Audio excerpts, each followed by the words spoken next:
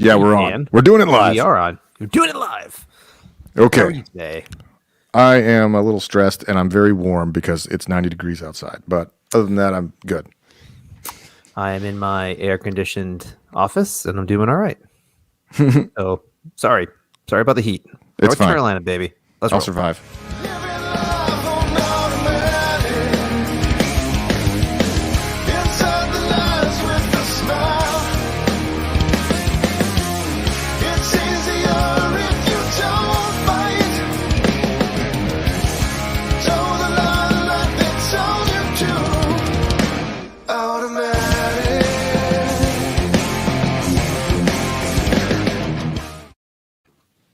All right.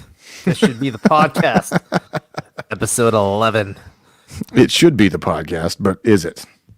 Yes, it should be the cut. Wait, what? Whatever. Okay. We're gonna paint you a happy little podcast tonight. Just in the corner there. Get you some happy trees. Yeah, man. Just, whatever. I thought it was apropos. We're talking. Did you ever see that? Did you ever see the trailer? I think it was for, I forget which Deadpool movie it was for. It was for like 1 or 2. And so it played before like all these other movies, but it was basically Deadpool, and he had like the smock on and everything, and he was doing a Bob Ross thing. I think I have seen that. Oh, it was really funny. Most of those jokes are not safe for work, but it's pretty funny. It was great. No, actually, I haven't seen any of those movies, either of those movies. I really should. I've been told it's right up my alley. Yeah, they're pretty funny, and they are very incorrect. Correct. Yes. Yeah. So they're great. And I was like, I take a hard stance on like superhero movies and stuff. Everyone's like, no. But the people who make the Deadpool movies have the same feeling about superhero movies that you do. Oh, well, good. Which is why there's this whole irreverence and fourth wall breaking and stuff. So yeah, you'd like. Okay, well in that case, I would probably like it. Do not watch with the children. Yes, no, I've heard that. So you may not even want to watch it with your wife, but that's a good question. Yeah, it got awkward. It got weird. After like, so what would you guys say was the point at which you realized your relationship was in trouble? It's like, well, he made me watch Deadpool. And like 18 years in, and Deadpool ruined it. Well, see, now I have to watch it with the wife. It's a challenge. Accept it. Yeah. It's like marriage counseling. You have to do it. Maybe get some couples over to the house. Couples therapy. Make some dip. You know what I mean? A fondue. Ooh, gross. Never had fondue. Yeah. It seems like a lot of work. Hot sticks and hot cheese and oil, whatever. All right. Well, let's start off with something kind of stupid here. So this was funny to me. So if nobody anybody who's listening to this doesn't know who John McAfee is, or who Epstein, actually, did they spell that? Yeah, that Epstein spelled wrong. Yeah, maybe that's like a legal thing. I didn't make that meme. That was ripped off the internet. And I just realized there's some sort of algorithm that like scrubs the internet for any references to Epstein. So they had to misspell it so that it would show up. Yeah. All right. Well, John McAfee, like the antivirus guy, super rich, super weird, really weird guy. Like, yeah, I didn't know he was that weird. Yeah, like conspiracy theory, uber libertarian, like ran for the libertarian ticket 1 year or the year before that, or something like that, but was out on extradition charges because he left the country for tax evasion because he didn't want to pay the government. He was There's like a huge the irony of a guy. The amount of hours in my life that I've spent uninstalling McAfee antivirus off of people's computers, it's like, and the irony that the person who founded that company is sort of an anti-authoritarian person. It's like, no, McAfee is one of the most annoying programs in history. So, in the pantheon of like antivirus, I used to say that like, kind of like from Batman, where you either die a hero or live long enough to become the villain. So most of these like AVG, remember Avast? Yeah. And Kaspersky and all these guys, they all bloated to themselves to like they were worse than the viruses that they were supposed to protect you from, because all they did was just like, do you want to upgrade, and they wouldn't let you do anything. It was Yeah, no, that's funny. And like, he was super eccentric, but like I never heard about this, but like there's theories floated out there that like these companies actually made viruses and like put them out there into the internet like early on. That would not surprise me at all. Like a false flag thing. How crazy would that be? It'd be like, well, check out this virus and like this can help against that. Like it just happens that our software caught this one. I've had that theory for years. With absolutely no, absolutely no evidence or knowledge that I have, but it just made sense as I'm sitting here frustratingly trying to clean a virus off a computer, being like, Yeah. I bet they made the thing so that they would make everybody buy their product, and so. Yeah. Also, I have no evidence of this either. This is just wild speculation I heard about. I thought that was really funny. But also, John McAfee, when he died, he's just like, all right, so he's out for tax evasion. He leaves the country. He swears he's never coming back to the United States, and then he starts putting out. He's like, by the way, after Epstein. After that gentleman died in prison, and everyone was like, "Oh, that was no way Epstein killed himself." He started going with, "If I get stuck in prison, which I'm probably going to, I did not kill myself, and like, there's no way I'm committing suicide. I love my life. I'm very happy here. Everything's good. I will not die." He even got a tattoo on his arm that said like whacked or something. Whacked like with a dollar sign in there. Yeah, with a dollar sign. Yep. Yeah. So. Either that's pretty interesting, or it's the ultimate troll move. I mean, because the thing is, it's like, what is the Occam's razor here? Is that he was knocked off by powerful people? Well, that's of course totally believable. Yeah. Is it also believable that he was crazy, and a crazy person it was combined with evident that I was crazy? Yeah. Right. But as if it was a certain type of mental trauma and stress that unfortunately leads people to take their own lives. Right. The intersection of those two factors, well, yeah, that's so the jury's still out on that one. Right. Well, the difference being Epstein had allegedly just tons of millions of dollars in contacts and dirt and just incriminating stuff on tons of very, very, very powerful people. Right. So what does McAfee have? Tax evasion. Or maybe since he's an antivirus guy, he's got all sorts of dirt. I don't know. That's not really speculated though. But maybe he's like, in a week we're going to be like some message is going to pop up on like everybody's screen, like under the circumstances of my death, everybody in America's computer will be infected with a virus. You have 20 days to, or something like that. Well, supposedly he had like a kill switch or something. So like his Twitter or his. Right, I heard about that. I had just posted something about Q. Like what a dick. Yeah. So I think he's just the ultimate troll, and he killed himself. But just on a so I thought that was. I bet funny. Trump is sitting at home being like, "That's a power move. I respect that. I don't agree with it, but I respect it." Oh, he's like, I could be more powerful in death than I could ever be in life. Right now, Trump's sitting there thinking he's trying to come up with like, all right, if I were to die, what am I going to do this? He's going. It'd be huge. It'd be the best death ever. What was I going to say? Nobody's going to be more sad. Believe me, nobody. Yeah. You're all going to love me.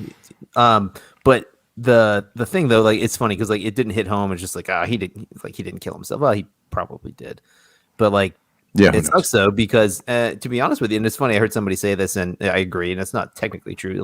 McAfee didn't kill himself. The United States federal government killed him because going after him for tax evasion. Which is honestly, in my point of view, I mean, tax is theft, man. Taxation is theft. So if you're just like, hey, I don't want to be taken advantage anymore. I don't want my property stolen anymore. I'm going to stop doing that. Right. Yeah. So it'd be a similar situation that say somebody got pulled over for some sort of BS charge, and then they fled the cops, and then they died while they were fleeing the cops. Right. Now, granted, he got imprisoned and he got caught and then he killed himself. He chose to do that, and I get all that. But in the grand scheme of moral things that happened, he just decided to try to keep his own money. That's really what came down to it. So I somewhat agree with the sentiment that the United States government killed John McAfee indirectly because they were making his life a living hell for a nonviolent crime. So interesting. There you go. You're going to end up with some sort of speech on the floor of the Senate where somebody gives an impassioned narrative and they'll be like, I killed John McAfee. And then somebody 3 rows in goes, no, I killed John McAfee. Everybody gets oh, Captain, my Captain. All right. We can get off that. But thank you for indulging me. That's stupid little. I'm always down for a conspiracy rabbit hole. I still can't believe I did not notice that typo on that freaking thing until I posted it. Again, I didn't make it. All right, to our real subject here: the role of creativity in the life of a functioning adult, quote unquote, functioning. Alternate title: Why the hell would anybody want to be a musician? Yes. Yep. Or, a very prominent painter. You pulling it up? No, I can. Sorry, I was getting off the painter thing because I wanted to. Well, I mean, that's something I've thought about for most of my adult life.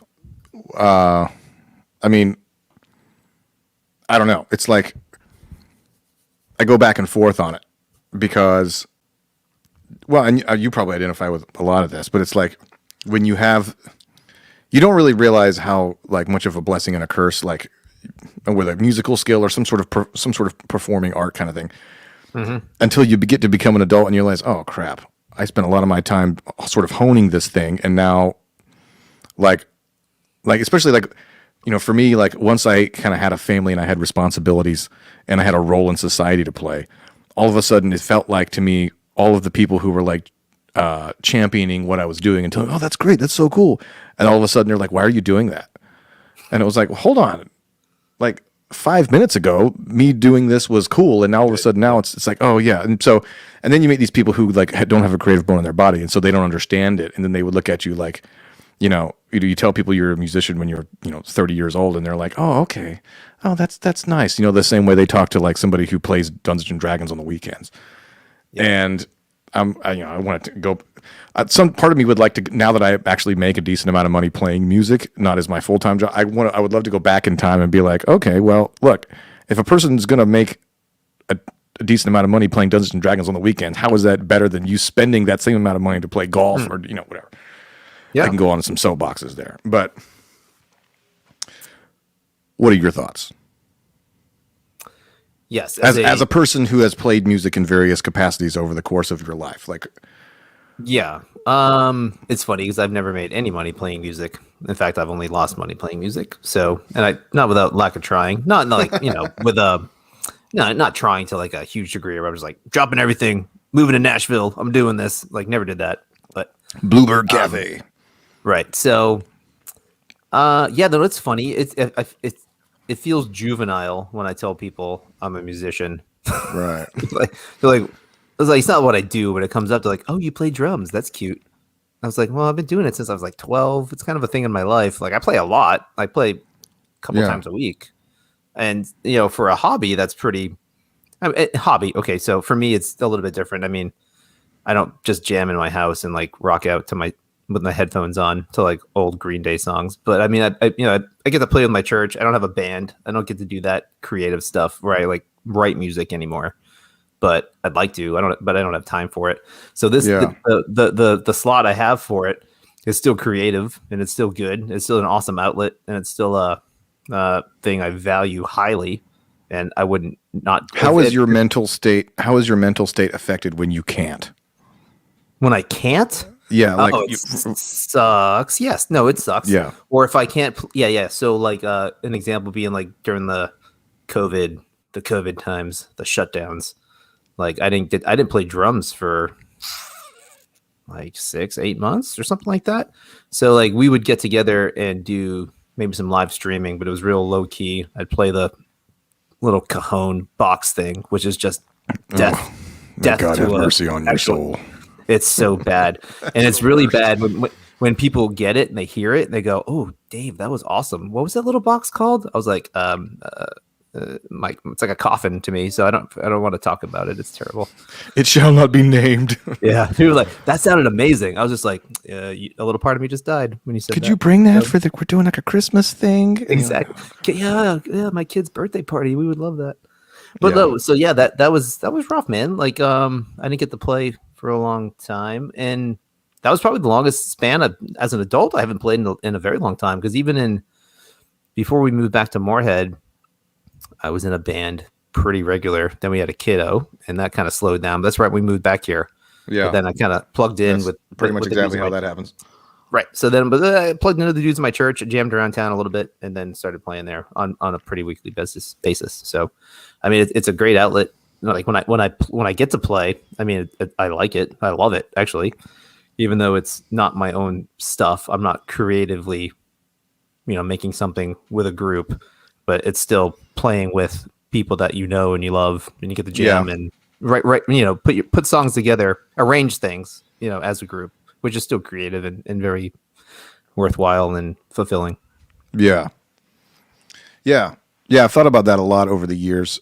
Like for me, as I went back and forth, because I was always like, there was music I wanted to make, and then there was the music that I had the opportunity to play. And those weren't always the same thing, right? Oh yeah. And so it can be very frustrating when to me, it intertwines with the notion of how a person cultivates their own happiness. Like when I was in my 20s, it would be like, well, I want to do this. Well, okay, let me back up. So it's like, I used to think that like my ultimate goal was to like, I want to do the music that I like, and then also have that be what like everybody else likes. Right. So like that would be the music that I get to perform. And then I'd also maybe make a little bit of money for, maybe it would help me with whatever my career, whatever I was going to do. And the problem is that like, I couldn't have picked a more frustrating way to arrange my life, because nobody likes the same things. Right. And so especially if you're trying to be creative and you're trying to come up with things that other people like, then it's like, okay, well, you're only ever going to get frustrated because people's tastes are very fickle. Mm-hmm. But then if you only ever just but then if you go too far to that, you're just trying to do what other people like, then you're not even going to be true to yourself. And you're like, I don't even like this. Right. So, and I experienced that like in a lot of ways, like when I used to play at church, like back in the day, especially it was one of those things where I could tell the weeks where I hadn't had a chance or the opportunity to play guitar at home, because no matter what song we were playing, I was like trying to like, oh, okay, this is my chance to be creative and kind of feel more like me. And I was probably doing that much to the detriment of the integrity of the song for like the vision that everybody else had, because I was probably rarely on the same musical page as everybody else. So when I consciously thought to myself, I was like, well, I'll just play music on the side and like write my own songs. So I would do that. I would hang out in the basement and write songs. When I got that out of my system, it made me much better at playing other people's music, because then I no longer had like this stuff that I had to get out of me, and the same thing with like years later, like playing in cover bands around town and stuff like that. It's like, okay, well, I'm playing pop songs here. Okay. So like nobody's showing up at, the Wild Wing Cafe to hear Dan's interpretation of a Katy Perry song. All right. That's not what they want. They just want to hear the stuff they want to hear. And that would be very frustrating if I didn't do what I was going to do on the side. So like by the time I had got done like writing my own songs and coming up and recording albums and stuff like that, then it was like, okay, well, I don't have anything else to get out of my system, so I'm fine just playing the simple pop stuff or dancey stuff. Yeah. And then that was a chance to, it was like I was on stage with my friends, and you're out and you're having a good time and everybody's. So for me, like separating those two things, and I was like, all right, I make money and I have fun over here, and then I please the right part of my brain over here. That was an important switch for me. And so now I sort of do the same thing, even though I have a lot of fun on the stage and I like playing, I play Journey songs every weekend, the same 30 songs. I still like them. I don't get tired of it. But I also, do stuff on the side, and I'm helping Shayla record her album, and she's coming out with stuff. So like, I can only imagine, like, you think about like these musicians, or like maybe not musicians, but like also like people in the film industry, or like, people on TV or actors or whatever. Like, I can only imagine how stressful it is when you're trying to be creative, and you're trying to be creative in a way that other people like it. Yeah. Like that's got to be I can't imagine a more stressful existence for an artist, right? Because you're trying to follow your own muse, and feel inspired, and not just, write perfunctory crap.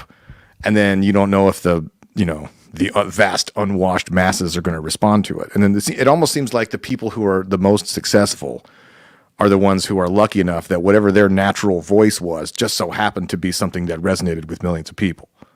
Right. But not everybody is that, right? Not everybody has that same voice. And I think something that used to frustrate me would be like, well, pick the superstar, like Bruce Springsteen, right? Or like Taylor Swift, or somebody who like, has like an artistic vision, and or Beyonce, or even like Eddie Van Halen. It's people who like clearly try to uncompromisingly execute their own vision. And then people are like, oh, look, it reached millions. It's because their vision was great, or because they worked hard. I'm like, well, maybe, but it also is a complete coincidence, and because plenty of people work hard on their own vision, and they try to chase the thoughts and the art that's floating around in here or up here, right? It just so happens that their particular voice isn't one that resonates with a lot of people. It doesn't make it lesser, right? But anyway. And it's a factor of timing and just culture and all sorts of stuff. Like, I mean, Elvis could have came out in 1910 and it wouldn't have worked. Like, just wasn't a thing. You know what I mean? Well, the black artists that he stole from weren't around then, so fair enough. But yeah, you know what I mean. Yeah, there's a lot of stuff there. You're more in depth on the music than I am. It's ingrained in yours. It's more faceted in your life, or more multifaceted. So, but yeah, like I mean, a few things that hit home, like being up there with friends and jamming and playing, and even when it's not your songs, like with like your Journey stuff, or if we're doing 3 or 4 songs on a Sunday, it's still really good to mesh with your buddies and your friends, and you practice and you work hard and you do it well, and it's good. With the church is a whole nother level, because it's like a service thing and like a worship thing. Yeah. But the same feelings there. Like when I was in bands, like just writing songs and getting up there, and if you play a song for 15 people and 15 people are like, hell yeah, that was pretty good, and they clap, and you're like, oh, that was really, that made the last 6 months of working on these 17 songs really worth it, just to hear like 20 people clap. It's crazy.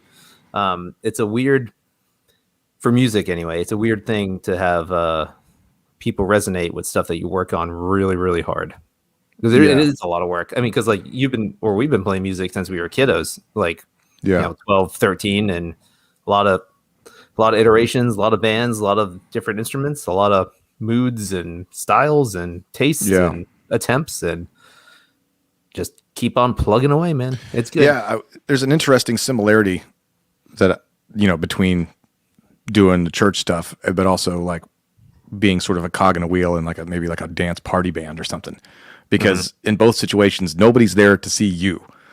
You know what I mean? And like whether it's you're trying to get people into a mental state that is appropriate for a Sunday morning, or if you're trying to get them into a mental state that's appropriate for a Saturday evening. Like an LSD trip. In either case, nobody's there. Your ego is only as good as it allows you to serve that purpose.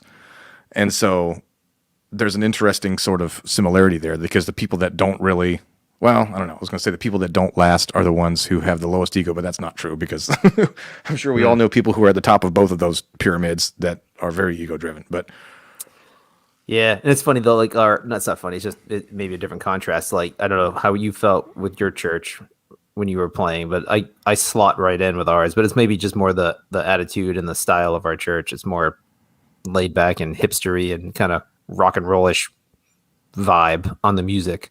So yeah, I get to. This sounds stupid. Like express myself, like I can play more space. I explore. Yeah, explore. I got space. a cowbell over here. I need more cowbell. I dug out my old cowbell the other day because like Levi was asking me. He's like, "So what's that song? Don't Fear the Reaper about?" Like he just heard the song. He didn't know there was a whole cowbell connection. I was like, "Well, I don't even know." So we looked. He's like, "What is this cowbell thing?" I'm like, "Wait a minute, you've never seen that?" And I like all his time that he spends on YouTube, he never. So we had to look it up. And he was like, wait a minute. But then he was confused because Bruce Dickinson in the skit is no relation to the Bruce Dickinson that he knows from Iron Maiden. So it was like, it turned into like a half-hour conversation. I got a good video of him playing the cowbell, though. It was pretty funny. Yeah. Sorry, sidebar. No, it's okay. But like, it's not the same thing. Like I don't play how I want to play, like on everything, but at least it's in the vein of things I like. Because I've played in churches before where it's just like electric drums and super 90s like chorus stuff. And I was just like, why did I volunteer for this? I hate every second of it. I shouldn't have done this. And so it's worked out well for me in that aspect. So I've been blessed in that regard to be able to have that outlet. So yeah, when it's one of those things that when it works, it really works. Yeah.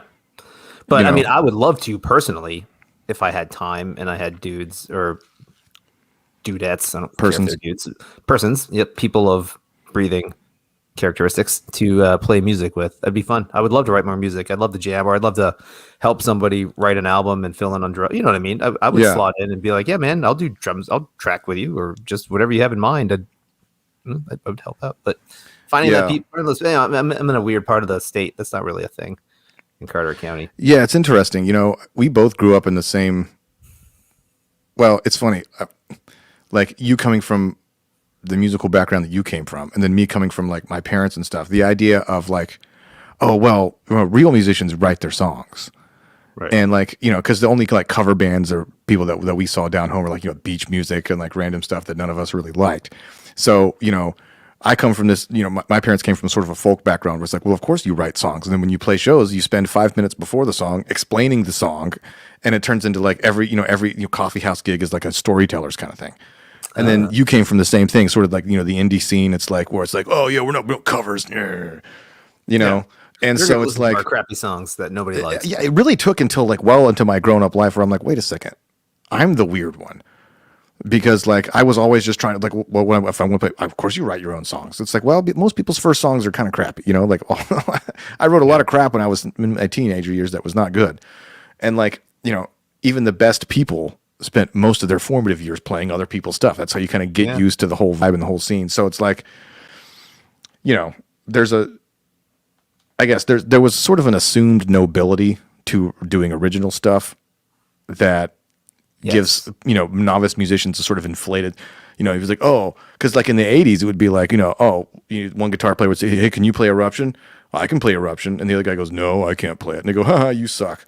But then like it switched, and like I don't know, it was like a grunge thing in the 90s, a little bit more like the songwriter thing was more of a big deal, to the point where when we were playing music, it was kind of like, oh, you only play other people's stuff, and then this person would be like, yeah, but it took me years to learn how to do that. It's pretty dang impressive. You know what I mean? It's like, well, I only write original music. It's like, yeah, but you only play 3 chords, right? It's like there's a balance here, like. There's definitely a pretense there of self-aggrandizing once you learn how to play stuff. But everybody starts playing someone's music to some degree. Right. Because no one's just like, I mean, I guess there's some insanely just virtuoso people who pick up stuff and just like, ooh, now I just wrote a symphony because I'm just picked up a guitar at 11. But no, because like there's tons of artists and bands that just cut their teeth on either being a studio musician or touring or cover bands, and they're in music for like 10 or 15 years before they get a break to do something on their own. Yeah. And that's super common, man. But whatever. I think the idea of writing and being creative is an interesting one, because like we've probably both known people that like they probably had the ability to be creative, but for whatever reason, like they never really got the bug to like start writing stuff because they were afraid, like, okay, they probably knew instinctively, like, all right, well, the first 30 songs you write are going to be crap, and you may not come up with something that anybody ever likes. So like, you know what, I'm not even going to bother. Right. I'm happy just doing my thing, playing this other kind of stuff. But it's like, there's a blessing and a curse, right? Because like when you come up with something that touches people in whatever way, it's like, oh crap, that's like your first hit of heroin. You know what I mean?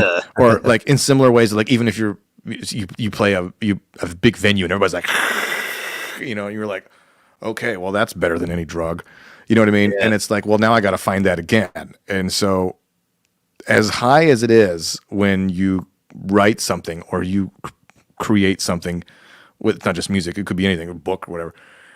As high as that is, the lows are way worse. You know what I mean? When it's like you labor all of yourself onto something, and then you're like, hey guys, I wrote this song, I'm really proud of it, and it's just like all you hear is like people trying to order drinks.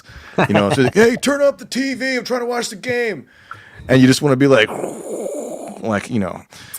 so. I think the struggle for like people who like have a creative spirit inside them that can't be turned off. It's like. It's like a guy who's awkward around women who like knows that like, all right, the only way I'm ever going to meet anybody is if I just introduce myself, and I'm not going to be happy sitting here by myself. But then the problem is this, like the knowledge that most likely the first woman they talk to is going to be like, yeah, okay, see ya, I have a boyfriend or whatever. And then they're just going to, you totally bomb. Like that fear is paralyzing, so it's a weird thing. I think that's part of why I sort of sidestepped that. And I was like, all right, well, here's what I do. I rationalize it and go like, all right, I'm not trying to make money off this thing. It's not, I got a day job, I got kids. I'm not trying to, right. I just put this, I do it for me, I do it for fun. But at the same time, even though I say that all the time, I'll still pull up. I was looking at my Spotify streams and be like, oh, okay, somebody listened to that song 5 times in May. Like, okay, like, that's, 18 more months like that and I'll get a whole nickel, So, well, no, I think anybody would be lying if they said that the accolades didn't affect them. You know what I mean? I think it's a defense mechanism that we put up. I don't care. Like imagine like us, like back in like 20 years ago when we were playing shows and stuff, and you'd be like, 15 people there. It's like, well, we had a good time. It was fun.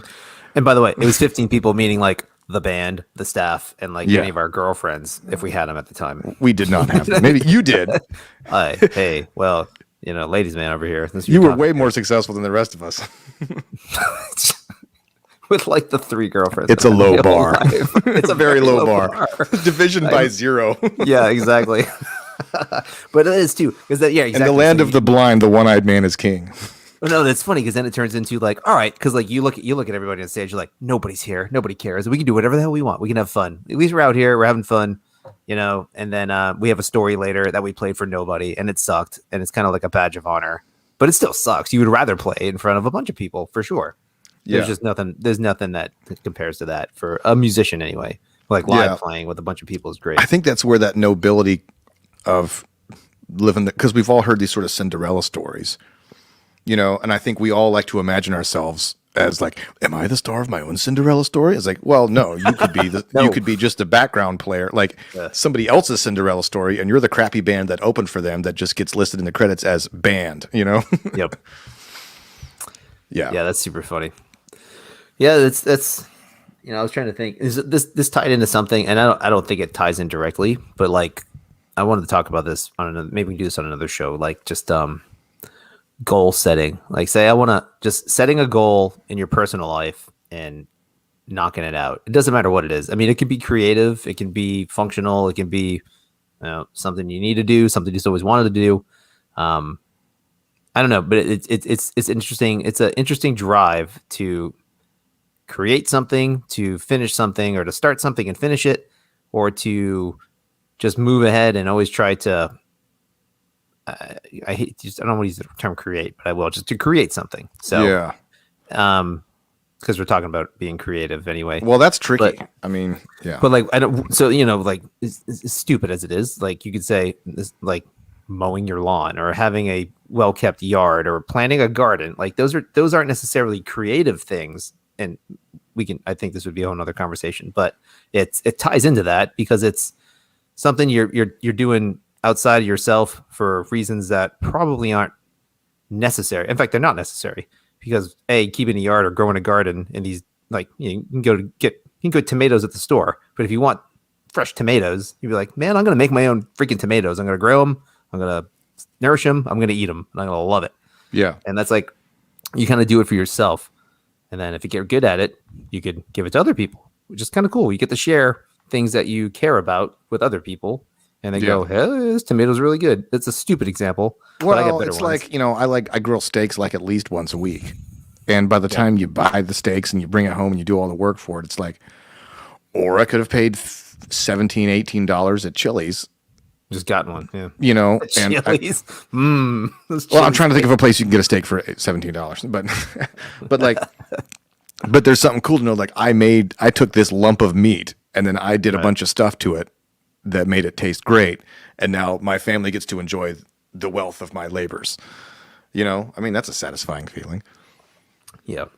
I think even more so. Say you went out and like shot an elk or something like that, and huffed it over a mountain back home. Right, that's the best tasting meal ever. Yeah, that's not creative, but it's super hard work and it's dedication. Yeah, or maybe that's an interesting question on where's the line of what does creative mean? Does it have to be in an art form, or can it be? I think it does. I would say that hunting is probably an art form. It would certainly, if you had some sort of criteria, what is an art form? Yeah. It's pretty complicated. Any of those things that require like massive amounts of judgment calls. Maybe you're not conjuring ideas out of, you're not using your craft of hunting as a way of expressing the human condition, but I mean, maybe you kind of are. Like you're participating in the cycle of life. I mean, that's a it depends on your psychology, you know what I mean? of it, man. Like the idea of like I'm just thinking like what kind of like transcendent experience have I ever had writing a song, right? And then imagine what that would be like. Say the first time I went out there and I saw an animal and it looked at me, and then I shot it in the head, and then I took that same animal and I consumed it with my family, right? I mean, there's a weird sort of natural sort of spiritual connection amongst all things that a lot of hunters talk about. Right. You know what I mean? As a way, it's like you're doing that animal an honor by allowing it to, you know, it's there's a lot of like sort of woohoo mumbo jumbo there, but yeah, no, but like, and I get all that. And honestly, I would love to dedicate myself to doing that, but that seems too much. That's like too much work right now. I'm not good at getting up early. So that's the main thing for me. I don't want to sit in the woods for like 9 hours. That's just really not my bag of tea. Soaked in urine of an indeterminate species.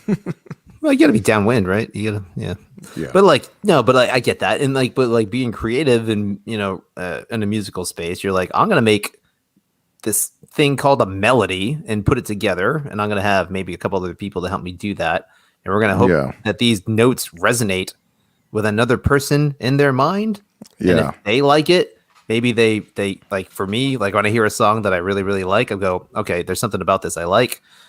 If I tend to listen to it for years and years, then it connects to those moments that I like those, you know what I mean? It's a super, it's very transcendent. It's very woohoo, you know, that kind of, it sounds really hippie-ish and dumb to talk about it, but we all experience it and it's true. It's maybe it's just a part of the human condition, man. It's very neat. Yeah. But like, and like people do that, like, but like, I'm not particularly touched by painting or, you know, artistic stuff like sculpting. You go to a museum and you see all this stuff. Like half the time I'm just like, all right, that looks retarded. I was like, now I grant that it took a very long time. It's very skilled to do, but it doesn't touch me in this. It doesn't touch me in the same way.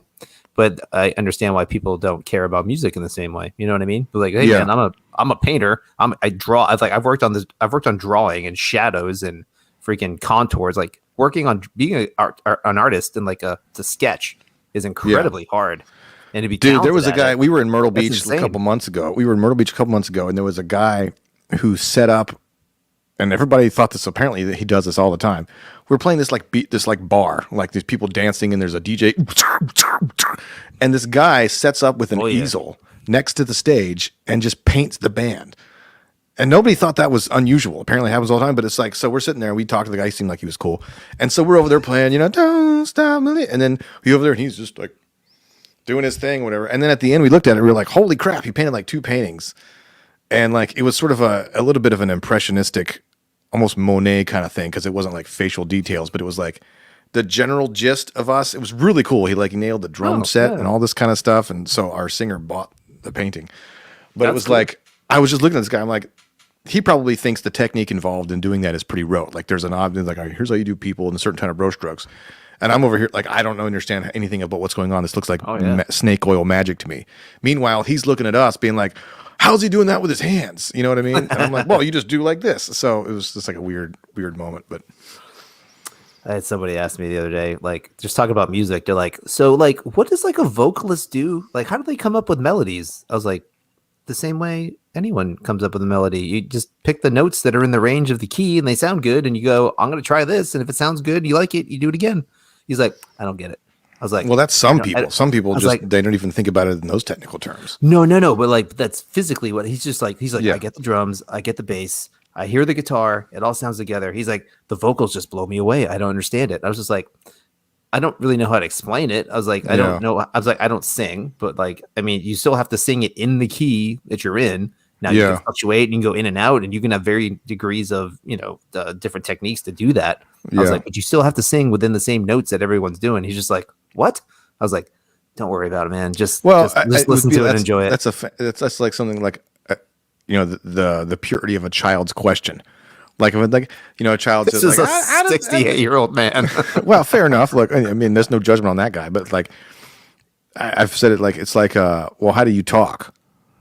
You know, how do you say what you're thinking? And they go, I don't know. I just think it and I say it. Right. But at some point you had to learn to talk. You had to learn, you know, wah, wah, wah, wah. And then eventually you learned like some how to say yes and no and ball and, mama and stuff like that. Right. So, as your vocabulary developed, every kid knows how to talk and put sentences together before they get to fourth grade where you're diagramming subject, verb, predicate, adverbs, subjective things like that. So we all understand how to talk for the most part, before we understand the technicalities of the syntax. And so for people who have an innate sort of musical, or maybe they're good at like poetry or whatever, because there's a whole science to poetry if you want to like analyze it, right? Or screenwriting or pick any other art form.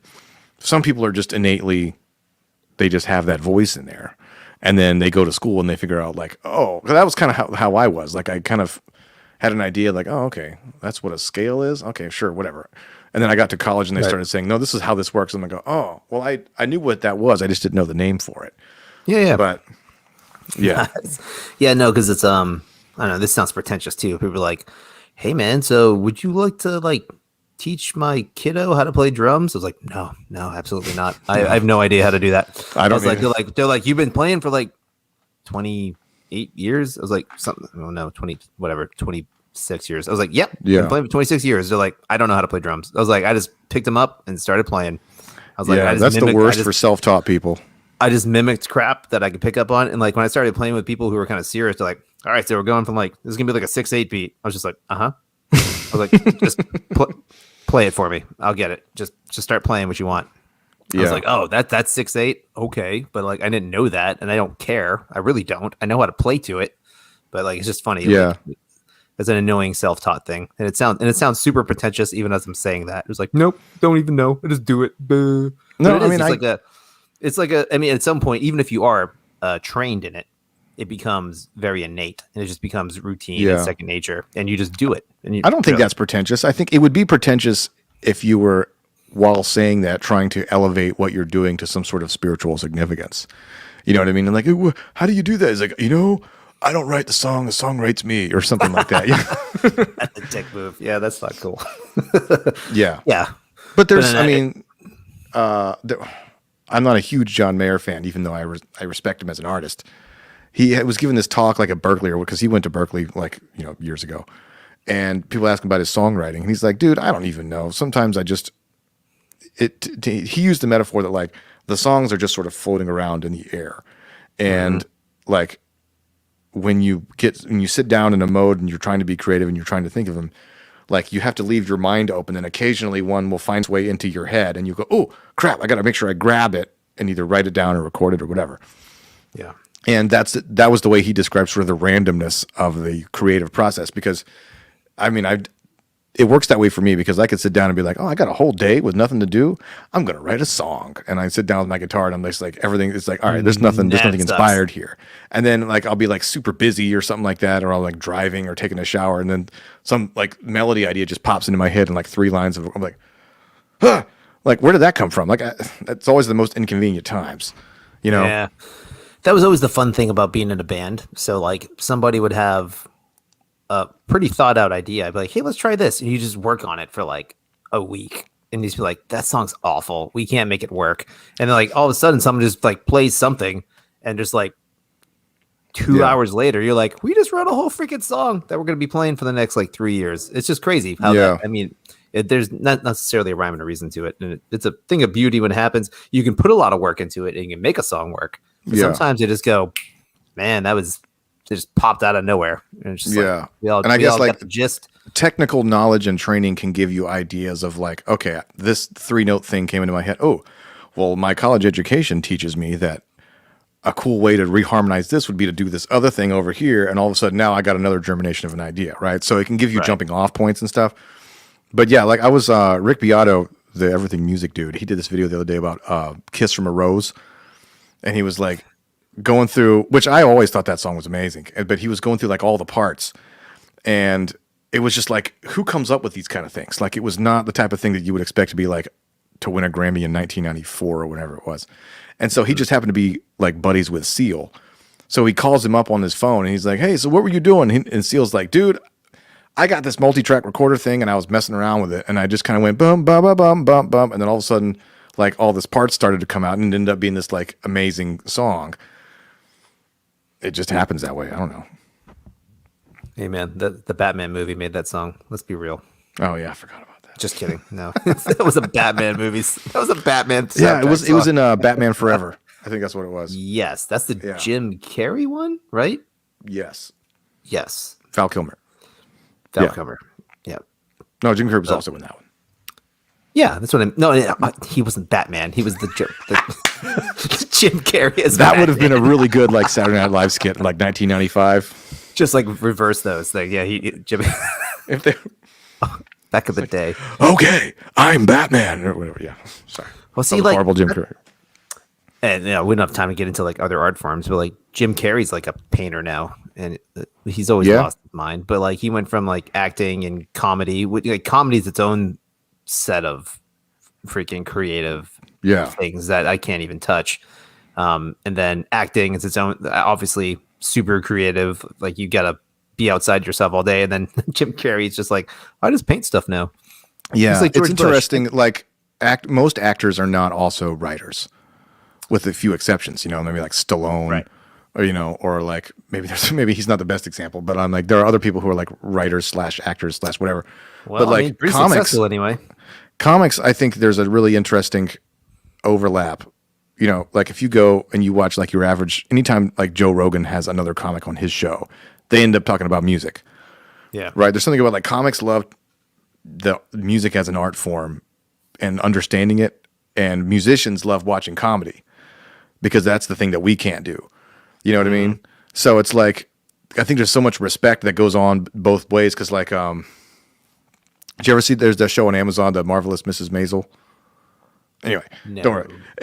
I'm watching it right now. It's pretty good, but it's about this woman who just decides, I'm going to be a comic. And it goes through like it takes place in like the 50s. Never mind. And yes. The most interesting part of the show is the part where she's like having to work up her act. Because she has a couple of good ones where she just kind of goes up there and just sort of rants, and everybody's like, "Hey, you got it, sister. You're doing great." So she thinks that's all she has to do. So she goes up there and she just rattles off stuff, and then she totally bombs. She's like, "Oh crap, I got to really hone this stuff." And so the grind of like bombing time after time and playing the really hell gigs and all that kind of stuff. I'm like, every musician watching that show is like, I get that, resonate with that. Yeah. Because you can't just show up and be like Hanson and then you're immediate superstars. Why did you go to Hanson? But you don't just write bop on the first try. Well, but I mean, those guys weren't old enough to have done bar gigs in the trenches, for years. Side note, and maybe sad note, maybe really depressing note, and your life will never be this good, Dan. Hanson has a huge freaking following. They tour, I believe it. They're like the Rick Springfield of our generation. That makes sense. Well, like I am glad for their success. Yes. Yeah. No. I wish them the best. I really don't hate Hanson. Just never liked it. It's kind of hard to hate them. It's not like hating Nickelback. Whatever. I don't know. They all suck. Whatever. At least Hanson, I could respect it because they were like 12-year-old girls playing those songs, and that was really impressive. It was good. Yeah. I mean, look, and did any of them have any sort of like mental breakdowns or drug problems or anything? I mean, they all seem if like the three of really those, if those three guys made it to adulthood and they're all like happy now, I'm like, hey, look, you dodged the biggest freight train. I think that's a legit story. I don't know the behind the music of Hanson, but I don't know of any of them being train wrecks as human beings. So good for them. Yeah. That's very interesting. Oh, awesome segue. Speaking of train wrecks, let's talk about. I wouldn't know where this was going. we gotta talk about Madonna. Because I'm sorry, I said. Oh no! I sent you that picture, and then in the group chat, Jeremy's like, "Oh, whoa, not suitable for work, man. You got to give me some heads up." First of all, everything in the personal chat, like you said, is probably not suitable for work. But like, so no, this ties in, and like, I think it ties in pretty good. So like, whatever, it's Pride Month, so Madonna was doing something somewhere. And, because Madonna's gross, and that's what she does. She just is like, it's like, oh, Madonna's in fishnets. You're like, oh, fishnet stockings? No, fishnet shirt, no bra, titties everywhere. That's Madonna. That's what she does. So, but the thing is, though, I get that's part of her musical persona. No problem with that. I understand it. But the woman hasn't done anything musically that's relevant in 25 years? Easy. And even then, it was all riding coattails of the stuff she did in the 80s. And she became super popular because of MTV and the visual aspect of it. And not that that's not an art form and that's not creative, but at a certain point, you got to stop. Like Madonna's got to stop. So maybe here's just what I'm trying to say, like the creative aspect, when your life is too tied into that and then you kind of bottom out. I don't know, man. You can see a lot of that in the music world where it goes south and people just lose it. Like they get that, you said, you get that high, and like neither of us or very few people can empathize with Madonna with the amount of success and the amount of where she was. You know, she was on the top of the freaking planet for a good decade, musically speaking, and that's hard to come down from. And to be I mean, I can empathize with that part of it, to think that the amount that I have struggled with chasing what little success I've had, I can only imagine that. Minuscule success, Dan. Microscopic success compared to Madonna. Right. I can only imagine that at that level, you know, it's like somebody who's like a ball player and they're making $100 million or whatever. I don't know if they make much. No, but it's still, you know what I mean? Yeah. Yeah. But it's twofold for her, because she was a musician and a sex symbol, and those things don't last, and it's sad on the decline. And sorry, dude, she's on decline. She's an old lady.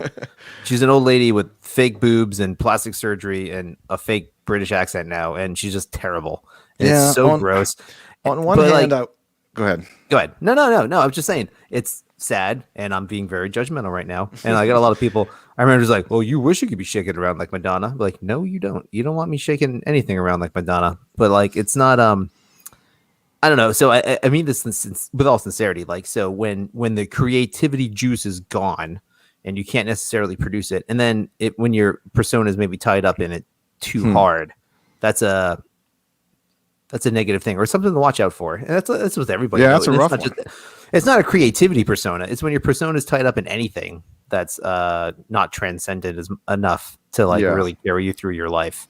Like, you know, like, oh, my identity is my parent, being a parent. My identity is in my kids. My identity is all like, oh, this my work. And then your kid grows up and is a murderer, right? Or you get fired from your job. Like anything that you tie yourself too hard into can be really detrimental when it's gone. Yeah, that's a good question, I guess. And I think, but being creative, sorry, just the last thought with it being like, that's your juice, man. Like you're a creative person, or you're a sex symbol, and those two things are tied in with her.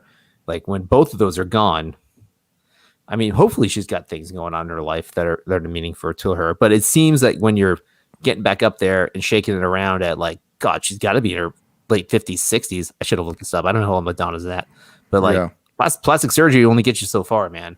And I'm sure her auto tuning on the mic is pretty hot as well. So I don't know, just a thought. Plus I mean, I guess the question would be, I mean, it's none of that's, it's not, it wasn't designed for me. Like I'm not the demographic, you know what I mean? With my artistic taste. I could see you in a Right Said Fred fishnet shirt. Right. But I guess the question would be like, is she happy? Is she feeling fulfilled? You know what I mean? So if her, you know, somebody like us might look and be like, oh, that's ridiculous, you know, but if she's out there, she's like, hey, look, I'm happy. I'm living my life. It's, you know, as opposed to, it's like, you know, my judgmentalism would only extend so far as to be if a person is clearly grasping at something and failing at it, and they're not making themselves happy in their work, and they're not really confronting their own humanity and stuff, and they're clearly sort of unhealthy mentally.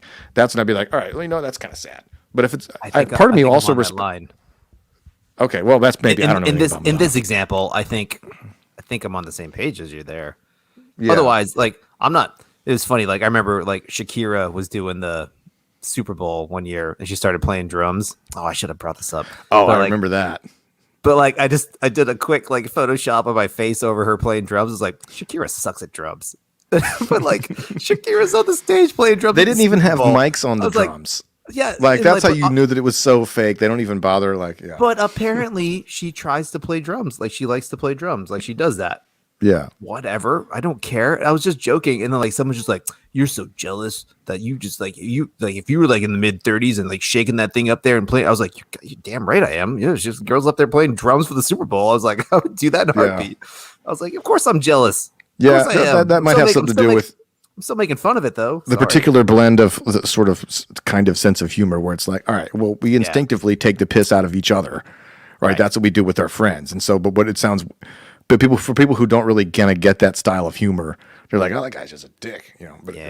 But, but I really do think though, like with the Madonna thing, like it is to the point where I'm sorry, it's old. She's not relevant anymore. She's not sexy anymore, or I guess if you so here's the question: if you like old ladies dancing around in fishnets, that's good, but that's up to you. Neither of us are relevant, and yet we wouldn't let the lack of relevance stop us from pursuing art. It just so happens that ours isn't televised. I don't think she's pursuing creativity though. She's just up there. I don't know. Yeah, it seems graspy as straws. Again, I'm projecting, or I'm just I'm assuming a lot. I'm definitely assuming a lot here, and I could be wrong. But I mean, there's definitely like there are people that go past their prime that should hang it up. And I don't know if Madonna's past her prime. I mean, it seems like she's. I don't even know if I would say that. Like people who should hang it. Well, it's because I mean, we're free to participate or not participate. Like I would never tell somebody that they should hang it up. You know what I mean? Like, I would. I mean, she's got every right to not hang it up, but I got every right to go. You should stop doing that. I guess it depends on how you're saying it. As if you're saying it as like as a creative endeavor, like you're done. You know what I mean? Or if you're saying it like on a personal level, you know. Let me re-clarify that. This is interesting. We're disagreeing a little bit here. So like I wouldn't because we don't really disagree very often. I wouldn't say like if she wanted to get out there with like a new album and try to rock it out, I'd be like, oh, well, go for that. But she's just up there in her same old tired shtick. But she's an aging lady. I'm sorry, she's old. She's not 80s. She's not like 21-year-old Madonna writhing, singing like a virgin on the VMA Awards in like 1986 anymore. That's 40 years later almost. Yeah, it's desperate. It seems desperate. All those things may. Yeah, desperate. I mean that's certainly can be true. Right. But like even things that are desperate and ill-advised. I mean, you could say that like, hey Dan, 2004, why are you going to try to play hard rock metal music in Chapel Hill? No, like that's stupid. That's not going to accomplish anything. I don't think it's the same thing though. But like if no, it's not. That's not. I don't know. That's not the same parallel. It's she's as a creative person, she's not doing anything new. She's sticking to her old stuff. And it's painfully obvious to everybody, except for apparently the people that gay Pride Month party and any glow stick dancing club that's going to want to see Madonna in a fishnet T-shirt without a bra on. I mean, there's some people I'm sure that hey man, there's a market for it. Go for it. I guess there's no accounting for taste, as I say. You know, like of course not. But like, it's still sad. I'm sorry. Like at some point, like I mean, think about like I don't know, like I don't know. I'm trying to think of like an old supermodel that used to be in a bikini or something in like the 40s, and like now she's 97, and be like, you can't be in a bikini anymore. Like you can be, but you're not sexy. If doing that makes her happy, then whatever. It's a free country. No, obviously, Dan. Jeez, I'm the first person to say, of course she can do it. Doesn't mean she should. Just in the realm of creativity. Top 5 crimes perpetrated by Stevie Wonder in the 80s. Sub question: is it better to burn out than to fade away? Fade away. That's all. I don't know, but it was just funny, and the reactions from Jeremy in the chat just made me really laugh. I was like, "Yeah, what's he doing? He's like opening up news articles from like Vanity Fair, like in front of the children or something." Yeah, like is he opening our chat in front of his maybe he had it up on his computer or something while he was working. Yeah, who knows? Yeah, that's a good question. Man, yeah. So here's a sub question we could get into. It came up on like an internet filter. It popped up on his wife's thing. Like Jeremy's looking at him. You were like, no. In my defense, it was Madonna, and she was 65. Right, exactly. But like, and I only say this in jest because like I was talking about like with Sally, we're like, as the kids get older, we should probably like a filter thing on our internet. I was like, but then we'll have to get all these pop-ups and like have to like approve things and stuff like that. Yeah. Just so I was like, it's like Jeremy's wife, did you just look at Madonna in a topless T-shirt? Like, would it make you feel better to know that it was not attractive at all? Yeah, it was not. In fact, it was the opposite of that. It went south real quick. Sorry, Jeremy, if you're listening to this, you should be on the podcast. Yeah. Come on, dude. So here's something that's not totally related, but interesting that we can maybe end on, which is like the idea that like, and I kind of got this when I was a younger adult, sort of finding my way through being a professional and a family person and stuff like that. But like what I said when we started, which was like a lot of the same people who champion you being a musician when it doesn't affect them. And they're like, oh, that's cool. Yeah, you do that. Good for you. But then all of a sudden, like once they have a stake in your life and, you know, it's always like, well, what are you doing with yourself? That's immature. And it's like, wait a minute. This was cool a second ago. Now it's not. Like, you know, and I'm not necessarily totally criticizing that perspective at all, because it's different when you're a single person and, you know, you're 20 and you have like, oh, I'm going to do this, you know, and I'm going to go to Rome, you know, whatever, some sort of dreams of whatever grandeur that people have. And that's a whole different thing when you've got like, okay, well, you got people depending on you now. You got a job, you got to do these things. The real world doesn't stop just because you had a dream. Right. So I get all that. But what I have always found interesting is that, you know, there are people that I've sort of known, I guess maybe like through business and stuff, who are clearly like anti anything that's like, oh yeah, I sent my son, he went to NC State, got an engineering degree. And then the people who like, they have their kids' lives all planned out.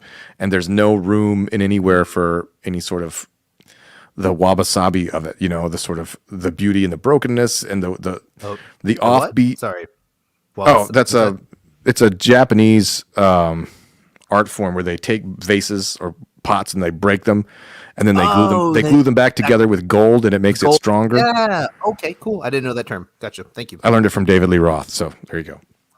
Hey, Diamond Dave. Good go. You got to be the wabi-sabi of the whole thing. You know what I'm saying?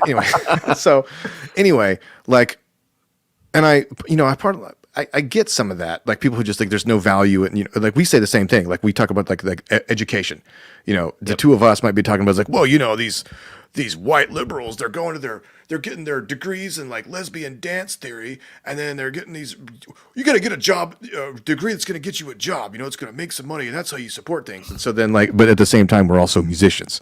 You know, right. So we understand, like, I guess that there's a cognitive dissonance amongst all people where it's like this thing that's beauty, but it doesn't make dollars. But, you know, imagine what life would be like if nobody did that.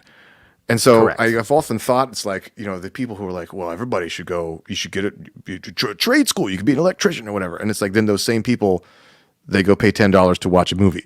And then at the end of the movie is 10 minutes of credits of all these people who followed their artistic dreams. Right. And then that song they turn on the radio that makes them cry because they remember their 18th, you know, their girlfriend when they were in high school or whatever. That song was written by somebody who didn't listen to his parents and followed his stupid ass dream.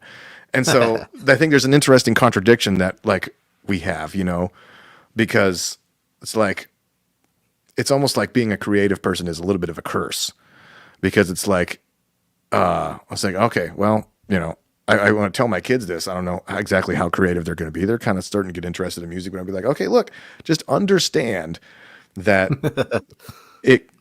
you're never going to figure out the exact balance. It's going to look different for each person, right? I'm like, look, you want to have a comfortable life? Yeah, go get an engineering or computer science degree, or do something you know what I mean? Like PR or marketing or something like that. Or you could follow your muse, understand that it's nobody's responsibility to support you and your family if you want to do that. You know, you get, so that's you know, and they think about most of the greatest art, you know, up until like the 20th century, I guess. I mean, they're like classical music, like Mozart and all these guys. These guys like worked, they were all part of the upper class. Like there was no like serfs living in the kingdom who just sort of gradually rose their way up the ranks to become a traveling troubadour. And then all of a sudden, then they were, I don't know of those stories. Pretty much most of those people like worked for royalty, and they, you know, operas were commissioned by the king and stuff like that. Yep. So I don't know the answer, but two things. Or not. I don't know the answer either. By the way, good points. They're really interesting. Actually, three things. It was funny. Like when my kiddo started playing baseball, and like he started really liking it. He was like, and I watched the Red Sox play a lot. So like I subscribed to Sox rule. Yeah, exactly. Yankees suck. Red Sox, go Sox. So like I'd watch the games, and he'd be like, I think I'll do that. I was like, do what? He's like, I think I'll play baseball. I was like, let's temper this just a little bit. Why don't we get through a couple? Well, let's get through 3 seasons of Little League before you sign yourself up for the majors. But like, that's just funny. Yeah. But yeah, I was listening to something today, or I just read a few things. It's funny because like I took it there where you took it. Like there was what is it? Some Olympic qualifying girl did something stupid and like she with the anthem or something. She turned around with the whatever, and like someone's just like, what an ungrateful, little brat that you get to work your whole adult life at a game, and like now you're going towards that, and then you're gonna like disrespect the country. I don't care about all that, but like the interesting point I thought was, I was just like, yeah, that's so funny because like 100 years ago there was no, or 200 years ago, let's just say that there was no, I'm gonna work my life at playing a game for fun. Like I had to work to eat. I needed to like have a baby, or my family's gonna die out, like our lineage is over, or like I gotta like feed my kids, you know what I mean? I gotta build a house, I gotta do something. Yeah. But like, and then I immediately thought, I was just like, that's so funny because like I was just thinking about what we were talking about or what we were gonna talk about. I was like, yeah, like Mozart and stuff. I was like, well, they did it. I was like, but there's like there's like 4 composers, there's like 10 composers over like 500 years because they were paid handsomely to do it. They are the rare exceptions of human history where artists are known throughout the spanses. So like not necessarily just musical art, like Da Vinci or whatever, like anything. But those people were paid. Those people are the insane rare examples of someone who got paid to do something in a time where like substantive living was the norm. Like you killed what you ate, and if you didn't kill it, you're not going to eat it, man. It was very hard. And maybe you survived to the age of 40. Maybe you survived to the age of 40. Exactly. And then, gosh, you said something else that I really want to talk about. I'm not going to remember now. I had 3 points. Got to write them down. And in a notepad.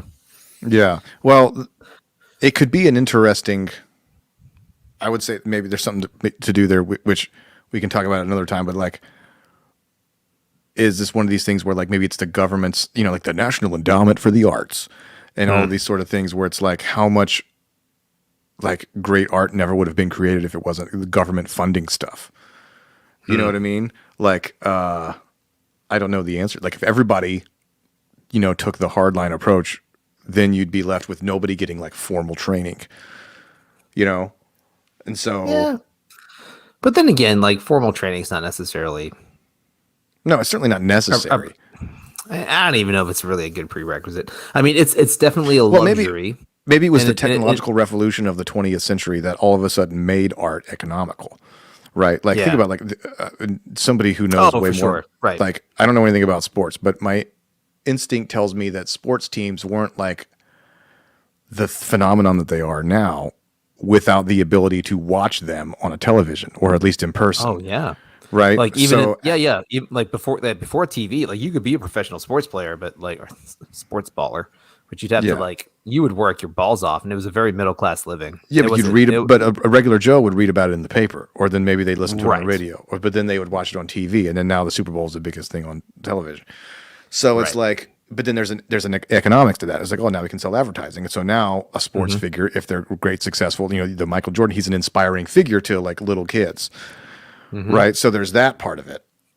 So, you could say there's a societal value to that. I mean, I don't know. I'm not an athlete. Oh, yeah, absolutely. Yeah. Oh, I remember what I want to say, by the way. You were talking about just the societal impact or I don't know. Regardless, I wanted to tie this into this. So over the last year or two or a year and a half with shutdowns and all that stuff. So there were some people I would, read and follow up on and like, being like super uber libertarian, I was 100% against all the lockdowns, all the stuff. And just one dude tied it into like a lot of personal things. Though, just like being part of human, man, is being around people. So like when you're in the states that were very hard shut down, they made it really, really hard for like everybody to interact. Like you couldn't go out, you couldn't go to restaurants, you couldn't go to bars, you couldn't do comedy, you couldn't do music, you couldn't do plays, you couldn't do art. Like all that stuff was shut down. And like at a certain point, he was just like, I'm going to swear here. He's just like, fuck this. He's like, none of this is human. He's like, we're restricting our lives down to the point where it's survival, and we're afraid of a virus, and we're taking so yeah, sure, we're alive, but we're taking away all the things that make it, being human, being a person, worthwhile.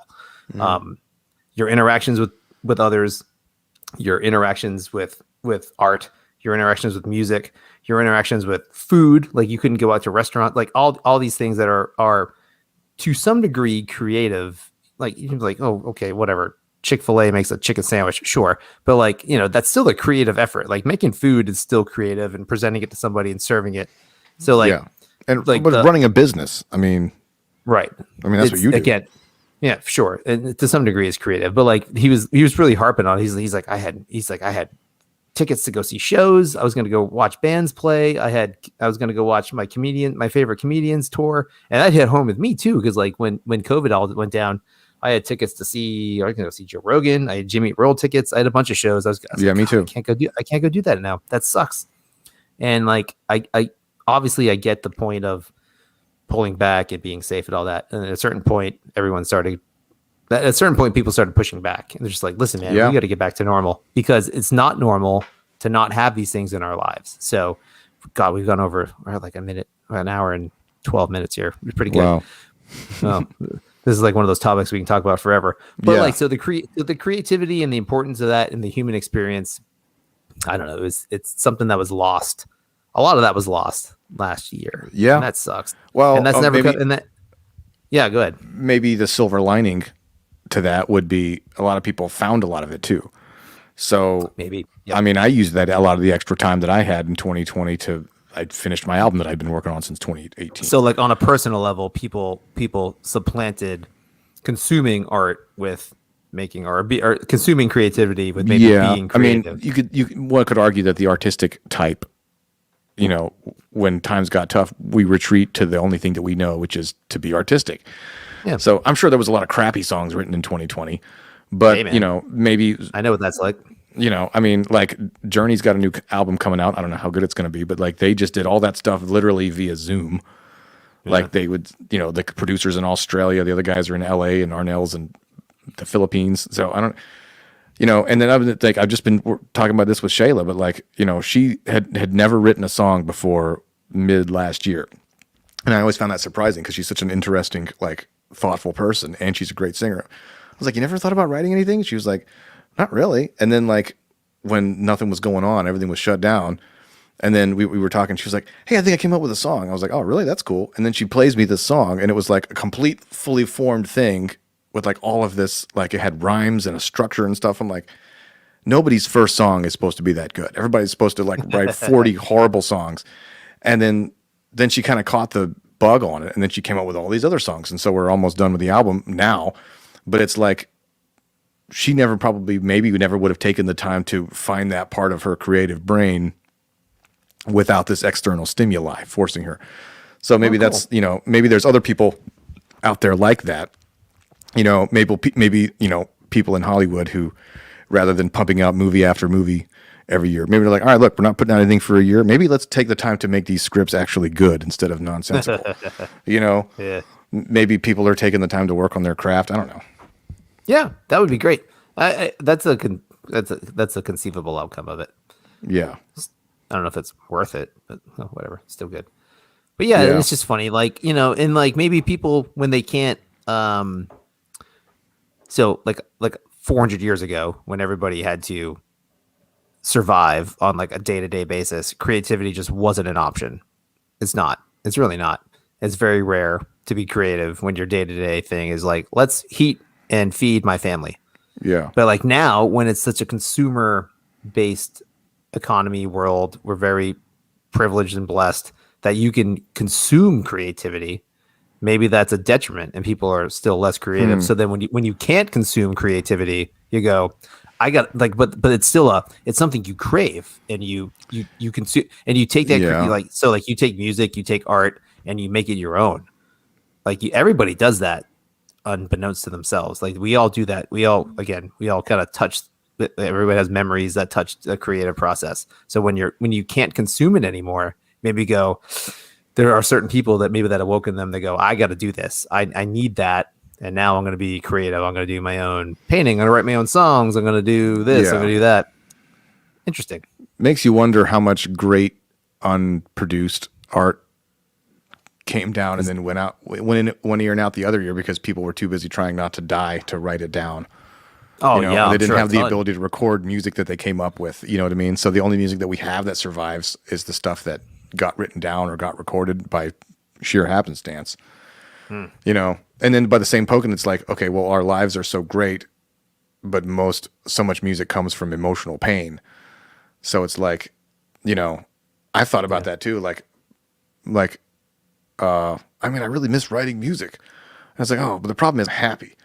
And it's like, it's hard to be filled with like the dramatic epicness of a feeling when things are going well. Most people aren't writing songs about like, I had to skin a deer today to feed my family. That's like the emotional pain and the angst and stuff is still all mostly relational, and everything that's common to humanity, death, love, pain, relationships, work. This reminds me of a very not safe for work. Everybody is, but everybody is working for the weekend. I mean, Loverboy had it right. Let's not be wrong, but still.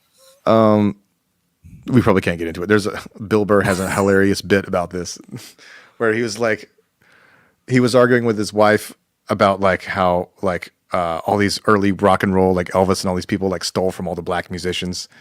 And then, he was just like, just being a jerk or whatever. And he was like, yeah, well, white guys invented some stuff too, like skateboarding and things. And basically the whole point was that like, yeah, slavery was like the worst thing ever. But like, look at all this. But if you didn't have all of that horribleness, then like, where would all of this, but look at all the great music that came out of it. Right. And he says it in a way that's way more delicate than that, but like, it's an interesting concept where it's just like, does the great art that you get out of pain make it retroactively worth it? And it's like, well, no, two things can be true at once. This can be the worst thing ever. Exactly. And this art can also be consolation a little bit, Yeah. You can still appreciate the art.